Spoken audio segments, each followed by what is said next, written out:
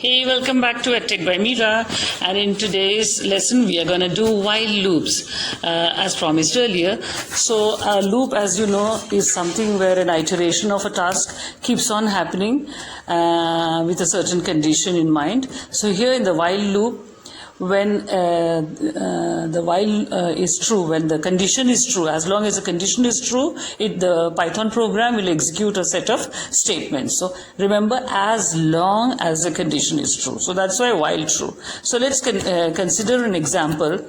Now we have to use a variable to use for incrementing and also for iterating. So here the variable that we use is count items with an initial value set to 1, and then the condition while count items is less than 6. So this is a condition. So the variable that we are using for iteration is the counting of the items, the counting that's going on is less than 6.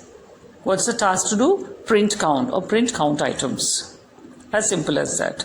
So the loop will require this variable to be ready. That is, in this case, the variable is count items, which is actually incrementing by 1. Count items equal to count items plus 1, or count items plus equal to 1 as shorthand. So every time the loop is happening, what is it doing? It is incrementing by 1. So first initial value 1, then 1 plus 1 2, 2 plus 1 3, and so on. And let's see, maintaining this condition that the variable is less than 6, what happens? What is the outcome that you're supposed to get? 1 2 3 4 5. Why? Because the condition was as long as it is less than 6, mind you. So the moment it reaches the value of 5, it will just stop, because the condition is print the variable I, or count items in this case, as long as the count items variable is less than 6. 5 is less than 6, so the moment it reaches a value of 5, stops there. It will stop executing the task, or rather it will not continue with the loop anymore. So this is how the while loops happens, or the while true loops happens. Okay, let's consider more examples.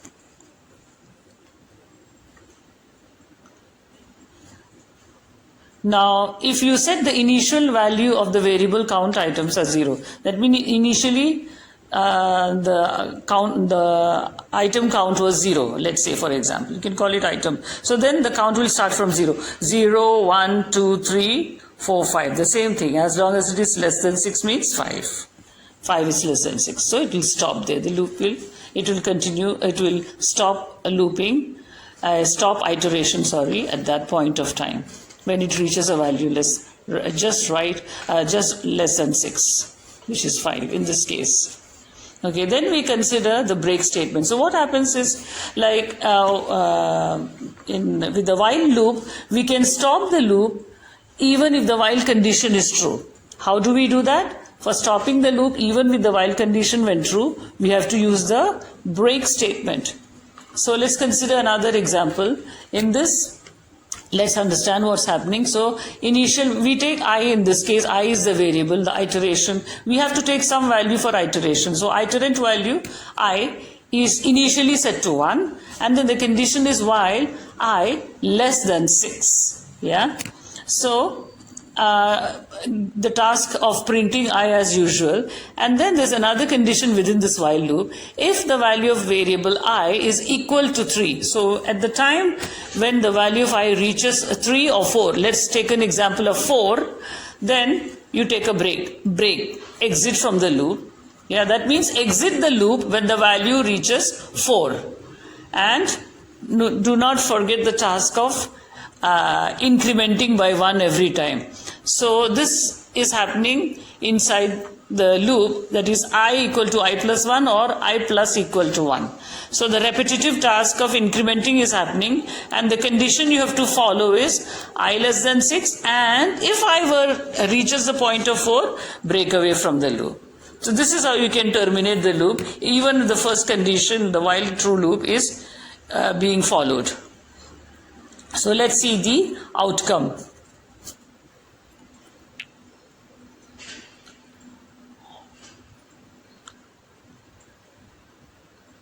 1, 2, 3, 4. Yes, the moment I reaches a value of 4, there you go, stop. Stop executing it. Terminate the loop. Exit the loop when I reaches a value of 4.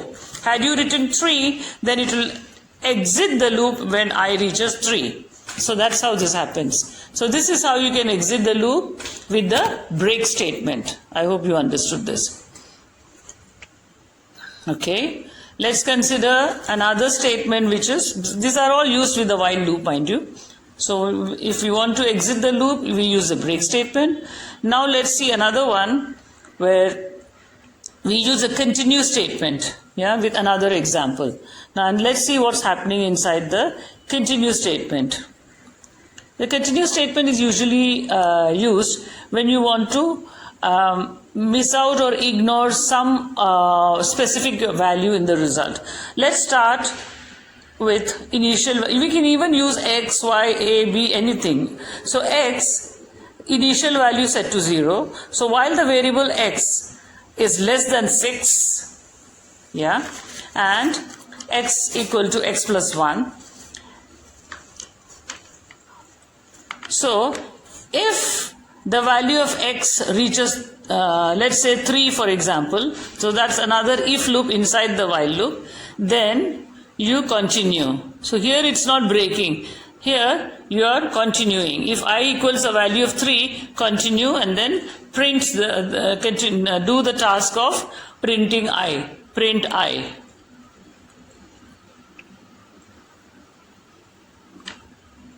So what will happen is it will stop the current iteration and continue with the next iteration. That is, in this case, when it reaches 3. So let's see what will be the outcome.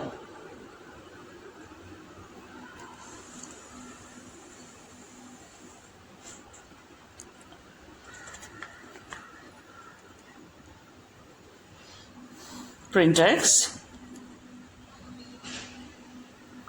Remember, this condition, when x reaches a value of 3, it has to continue to skip to the next iteration, continue to the next iteration. So let's see the result. This is different from the break. 1, 2, 4, 5, 6. Do you see something? 3 is missing. The x equal to x plus 1 is happening, but 3 is missing. 2 plus 1 is not happening. 3 is missing. Why? Because when the variable reaches the value of 3, it will skip 3 and continue with the next number and do the task of plus 1 iteration. So that's why when you use continue, at that particular point of time, whatever be the value, like in this case, x reaching the value of 3, so that value will be skipped and it will only show you the next value.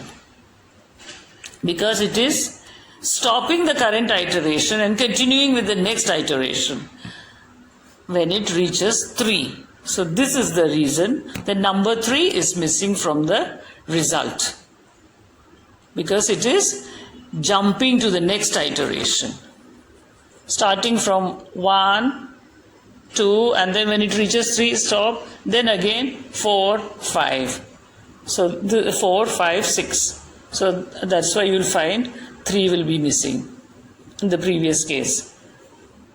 And when it reaches x equal to 4, then you see the value 4 is missing. So whatever condition you write in the if x equal to 3, the 3 will be skipped. Here I wrote if x equal to the value of 4, continue. Then we saw in the result output 4 was skipped, because it will stop the moment it reaches that value and continue with 5 and 6. 4 will be skipped.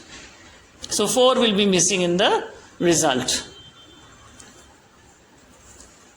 Now we have another statement that you can use. So we finished with the break, we finished with the continue. So now we can use the continue statements, the else statement, continue we just did, using the else statement inside the while loop. So what we are going to do, let's consider another example.